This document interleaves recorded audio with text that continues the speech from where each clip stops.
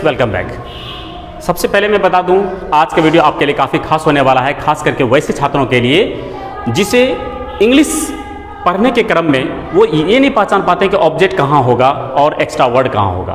क्योंकि subject main word सभी पहचानने सीख गए होंगे, क्योंकि मैंने पिछले वीडियो में मैंने ये सब्जेक्ट को पहचानने और सब्जेक्ट की लंबाई को जानने तथा कितने प्रकार के सेंटेंस होते हैं, प्रेजेंट होता है, पास्ट होता है, वो सारी चीज़ें मैं बता चुका हूँ। अगर आपने वीडियो नहीं देखा है तो डिस्क्रिप्शन में लिंक दिया हुआ है, आप वहाँ से वीडियो को देख सकते हैं। लेकिन आज के इस वीडियो में हम आपको सिर्फ बताएंगे ऑब्जेक्ट और एक्स्ट्रा वर्ड के बारे में कि ऑब्जेक्ट क्या होता है और एक्स्ट्रा वर्ड को हम कैसे पहचान सकते हैं, ताकि आप जब कभी भी इंग्लिश सीखें, कहीं भी सीखें, आपको ये जो परेशानी होती है बेसिक प्रॉब्लम्स है, जिसकी वजह से स्टूडेंट्स अंग्रेजी ढंग से नहीं सीख पाते और सीख भी जाते हैं तो कुछ दिन के बाद वो क्या होते हैं, कंफ्यूज होने लगते हैं। तो आज के बाद ये कंफ्यूजन आपका हमेशा के लिए दूर होने वाला है। आइए वीडियो को स्टार्ट करते हैं। आइए बोर्ड पर देखते हैं। सबसे पहले हमें समझना पड़ेगा सेंटेंस में एक्स्ट्रा वर्ड किसे कहते हैं। एक्स्ट्रा वर्ड के रूप में दो चीजें आएंगे, एक बिना कारक चिन्ह के साथ आएगा और दूसरा कारक चिन्ह के साथ आएगा। याद रखिएगा, आपको कारक चिन्ह मालूम है, कर्ता ने कर्म को करण से संप्रदान के लिए अपादान से संबंध का के अधिकरण में पर, पता है ना, बिल्कुल पता होगा। कारक चिन्ह के साथ में क्या आता है, जैसे के लिए, से, को, है, ठीक है। तो इसके साथ में जो भी लिखा रहे, चाहे वो कोई प्रोनाउन लिखा रहे, नाउन लिखा रहे, या फिर कोई वर्ब भी क्यों ना लिखा रहे, हम उसको एक्स्ट्रा वर्ड के रूप में ही काउंट करेंगे। ये एक बात का ध्यान रखना, ये कॉपी में नोट कर लीजिए। दूसरी, बिना कारक चिन्ह के साथ कौन सा आता है, जैसे रोज, प्रतिदिन, आज, अब, अभी तक, इसलिए, ये सारे वर्ड हमारे लिए एक्स्ट्रा वर्ड का काम करेगा। क्या क्या और हो सकता है उसकी कैटेगरी हम आगे बताएंगे, बस फिलहाल इतना ही समझना है। उसके बाद ऑब्जेक्ट के रूप में क्या होगा, ऑब्जेक्ट दो प्रकार के, एक डायरेक्ट और दूसरा इनडायरेक्ट। ध्यान रखना है, एक डायरेक्ट और दूसरा इनडायरेक्ट। डायरेक्ट ऑब्जेक्ट किसको बोलेंगे, वह ऑब्जेक्ट वर्ड जो व्हाट का जवाब दे, किसका जवाब दे, व्हाट का, उसे बोलेंगे डायरेक्ट ऑब्जेक्ट। और दूसरा जो हुम का जवाब दे, यानी कि किन्हें, वो होगा हमारा इनडायरेक्ट ऑब्जेक्ट। एक सेंटेंस देखिए, मैं आपको अंग्रेजी पढ़ाता हूं, यहां पर तो मैं सब्जेक्ट है और पढ़ाना काम है, ठीक है, मैं पढ़ाता हूं, लेकिन पढ़ाता क्या हूं, अंग्रेजी। तो अंग्रेजी हमारे लिए क्या हो जाएगा, व्हाट। अंग्रेजी जवाब दे रहा है व्हाट का, ये अंग्रेजी वर्ड हो जाएगा हमारे लिए डायरेक्ट ऑब्जेक्ट।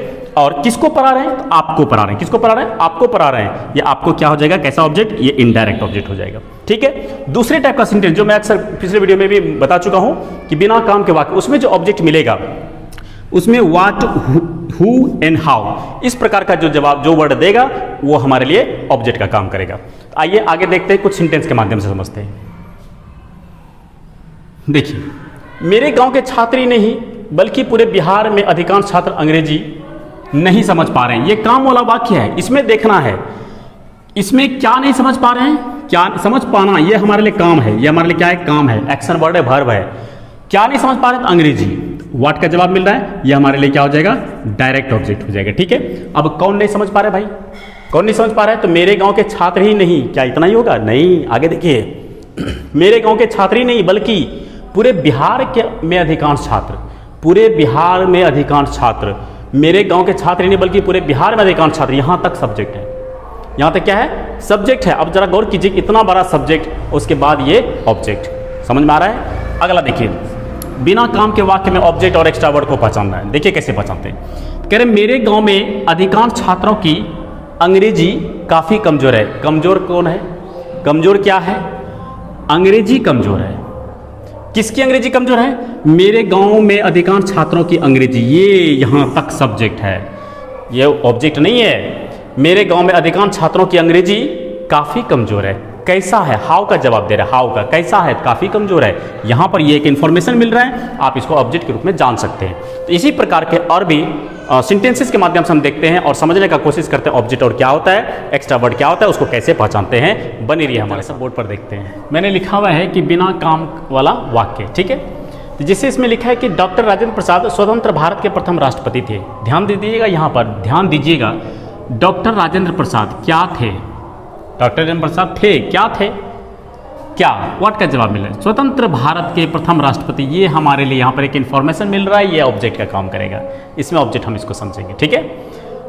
ट्रांसलेशन कैसे बनेगा वो बाद में बताएंगे, बोलना कैसे है, स्पोकन में कैसे लिखना है बाद में। अगला देखिए, मेरे गांव के कई लोगों के पास रहने के लिए घर नहीं है।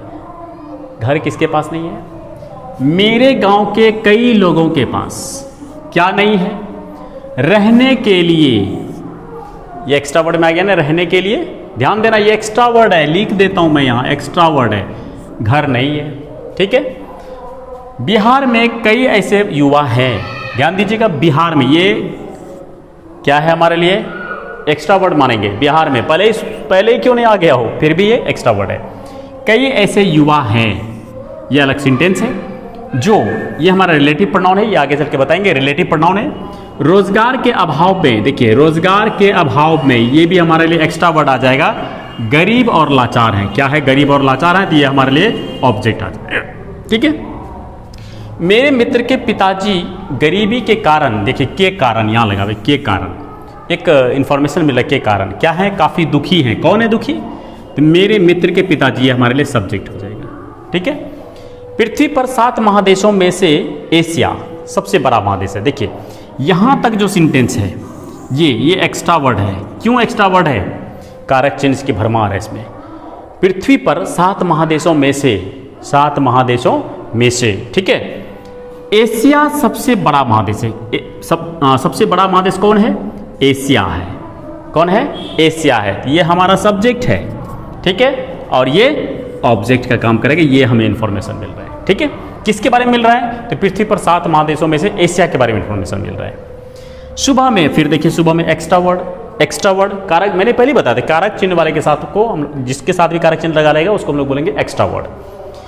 दौड़ना हमारे स्वास्थ्य के लिए, देखिए हमारे स्वास्थ्य के लिए, ये भी एक्स्ट्रा वर्ड, ये भी एक्स्ट्रा वर्ड, काफ़ी लाभदायक है। ये एक इन्फॉर्मेशन मिल रहा है, काफ़ी लाभदायक होता है, आप इसको ऑब्जेक्ट के रूप में रख सकते हैं। और यहाँ पर कौन है काफ़ी लाभदायक हमारे स्वास्थ्य के लिए, तो दौड़ना, ये सब्जेक्ट का काम करेगा। आप सोचेंगे सर ये तो वर्ब है, दौड़ना ये तो काम है, तो फिर काम वाला वाक्य हो गया ना। नहीं, इसको काम, बिना काम वाला वाक्य बोलेंगे। क्यों, कि ये सब्जेक्ट यहाँ पर है। याद रखना, एक वर्ब सब्जेक्ट के रूप में अगर हो जाए वह वर्बल नाउन बनता है। नाउन क्या बनता है, नाउन। इसलिए हम इसको यहाँ पर काम वाले सेंटेंस नहीं मानेंगे।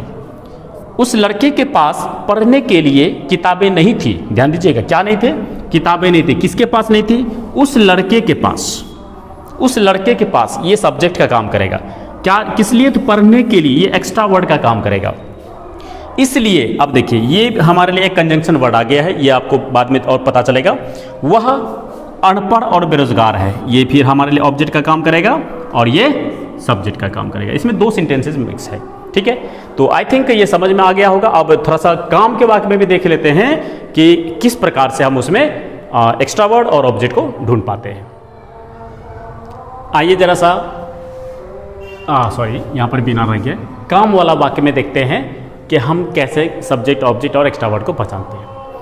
ये सेंटेंस लिखा हुआ है, वर्तमान समय में जो छात्र हिंदी वाक्यों में, ध्यान दीजिएगा मैंने सेंटेंस लिखा हुआ है, वर्तमान समय में जो छात्र हिंदी वाक्यों में सब्जेक्ट, ऑब्जेक्ट और एक्स्ट्रा वर्ड नहीं पहचान पाते हैं वो अच्छी तरह अंग्रेजी नहीं सीख सकते हैं। जी हाँ, बिल्कुल सही सुन रहे हैं, मैं आपको नहीं कह रहा हूँ, बल्कि ये सेंटेंस मैंने लिखा हुआ है, इसमें ढूंढना है। इसमें एक्चुअली 2-3 सेंटेंस मिक्स है, आपको ढूंढना है इसमें कि कहाँ सब्जेक्ट है कहाँ ऑब्जेक्ट है। वर्तमान समय में जो छात्र, ध्यान दीजिएगा वर्तमान समय में, सबसे पहले मैंने क्या बोला, एक्स्ट्रा वर्ड किसको बोलेंगे, जिसके साथ कारक चिन्ह लगा हो। तो कारक चिन्ह को पहले अलग कर लेते हैं, कारक चिन्ह वाले एक्स्ट्रा वर्ड को वर्तमान समय में। ठीक है। हिंदी वाक्य में सब्जेक्ट, ऑब्जेक्ट और एक्स्ट्रा वर्ड, सब्जेक्ट, ऑब्जेक्ट और एक्स्ट्रा वर्ड, ये जो वर्ड लिखा हुआ है ये भी एक्स्ट्रा वर्ड ही है। नहीं पहचान पाते हैं, पहचानना ये हमारे लिए क्या हो जाएगा, वर्ब का काम करेगा। ठीक है। कौन नहीं पहचान पाते हैं, जो छात्र नहीं पहचान पाते हैं। तो यहाँ पर ये जो छात्र जो लिखा हुआ है ये रिलेटिव प्रोनाउन है। क्या ये रिलेटिव प्रोनाउन है, ये सब्जेक्ट का काम करेगा यहाँ पर, ये आप आगे चल के बताएंगे। वे अच्छी तरह अंग्रेजी नहीं सीख सकते हैं, यहाँ पर वे क्या हो जाएगा, सब्जेक्ट का काम करेगा। अच्छी तरह, ये देखिए अच्छी तरह जो ये वर्ड है ये एक्स्ट्रा वर्ड के रूप में काउंट होगा। अंग्रेजी या ऑब्जेक्ट का काम करेगा। नहीं सीख सकते, नहीं सीख सकते ये हमारे लिए फिर वर्ब का काम करेगा। सेकेंड सेंटेंस देखिए, मेरे पिताजी ही नहीं बल्कि, मेरे पिताजी ही नहीं बल्कि मेरा पूरा परिवार भी, यहाँ तक सब्जेक्ट है। यहाँ ध्यान देना है कि यहाँ तक सब्जेक्ट है। मेरे पिताजी ही नहीं बल्कि मेरा पूरा परिवार भी वर्षों से, देखिए ये फिर टाइमिंग वर्ड है, ये हमारे लिए क्या हो जाएगा, टाइमिंग वर्ड। ठीक है। कटिहार, अब देखिए फिर यहाँ पर क्या हो जाएगा, कटिहार में, कटिहार में ये एक्स्ट्रा वर्ड आ जाएगा, एक्स्ट्रा वर्ड। हजारों बच्चों को, ये भी एक्स्ट्रा वर्ड आ जाएगा। रोज, ये भी एक्स्ट्रा वर्ड आ जाएगा। सुबह, ये भी एक्स्ट्रा वर्ड आ जाएगा। अंग्रेजी, ये फिर हमारा ऑब्जेक्ट का काम करेगा और ये हमारा मेन वर्ब का काम करेगा। अगला सेंटेंस देखिए, मैं कुछ तो गरीबी कुछ मजबूरी की वजह से, ध्यान दीजिएगा मैं यहाँ पर सब्जेक्ट है, मैं क्या है, सब्जेक्ट है। कुछ तो गरीबी कुछ मजबूरी की वजह से, ये हमारा एक्स्ट्रा वर्ड हो जाएगा। ये हमारे लिए क्या हो जाएगा, एक्स्ट्रा वर्ड। पढ़ नहीं सका, क्या नहीं कर सका, तो पढ़ नहीं सका, यहाँ पढ़ नहीं सका, ये हमारे लिए क्या हो जाएगा, मेन वर्ब का काम करेगा। एंड लास्ट सेंटेंस है मैं अंग्रेजी सीखना चाहता हूँ क्योंकि अंग्रेजी के ज्ञान के बिना मैं कहीं अच्छी जॉब नहीं कर पाऊंगा। ध्यान दीजिएगा, मैं क्या है, सब्जेक्ट है, सभी जान रहे हैं। अंग्रेजी सीखना चाहता हूँ, अंग्रेजी सीखना चाहता हूँ, क्या चाहता हूँ, अंग्रेजी सीखना, अंग्रेजी सीखना, अंग्रेजी सीखना, अंग्रेजी ऑब्जेक्ट हो जाएगा, सीखना फिर क्या हो जाएगा, हमारे लिए वर्ब का काम करेगा, चाहना भी एक वर्ब का काम करेगा, क्योंकि ये फिर हमारा कंजंक्शन वर्ड है, क्योंकि अंग्रेजी के ज्ञान के बिना, अंग्रेजी के ज्ञान के बिना, ये देखिए ये एक्स्ट्रा वर्ड आ गया, ये एक्स्ट्रा वर्ड आ गया, मैं फिर सब्जेक्ट है, कहीं भी, कहीं कहीं कहीं, ये फिर एक्स्ट्रा वर्ड में आ जाएगा। अच्छी जॉब, अच्छी जॉब, अच्छी जॉब एक्स्ट्रा वर्ड में आ जाएगा, या फिर ऑब्जेक्ट भी आप मान सकते हैं इसको, नहीं कर पाऊंगा, ये फिर नहीं कर पाना ये वर्ब का काम करता है। तो माय डियर्स, मैं आपसे छोटा सा एक सवाल पूछता हूँ, क्या अब इस तरीके के सेंटेंस में अगर आप सब्जेक्ट, ऑब्जेक्ट और एक्स्ट्रा वर्ड को पहचान पाते हैं तो निश्चय आप अंग्रेजी सीखने के काबिल बनेंगे।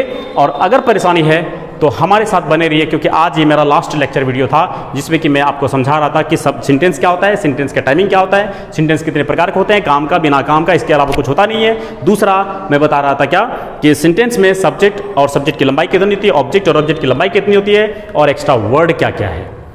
मैं आपसे उम्मीद करता हूँ कि आप इन सारी चीज़ों को समझ चुके होंगे, और नहीं समझे हैं तो फिर भी सारे वीडियो का मैंने डिस्क्रिप्शन में लिंक डाल दिया है, आप आराम से जाइए वहाँ पर देखिए, फिर इन सारी चीज़ों को समझने का कोशिश करिए। फिर आपसे सवाल मैं पूछ रहा हूँ, क्या दो प्रकार के जो सेंटेंस मैंने बताया, काम का और बिना काम का, ये आपको समझ में आया कि नहीं, कमेंट में जरूर लिख के बताइएगा। अगर वीडियो पसंद आया तो अपने दोस्तों को जरूर शेयर कीजिएगा, और अगर चैनल पर नए हैं तो हमारे चैनल के साथ जुड़ जाइए, चैनल को जरूर सब्सक्राइब कीजिएगा। Thanks for watching.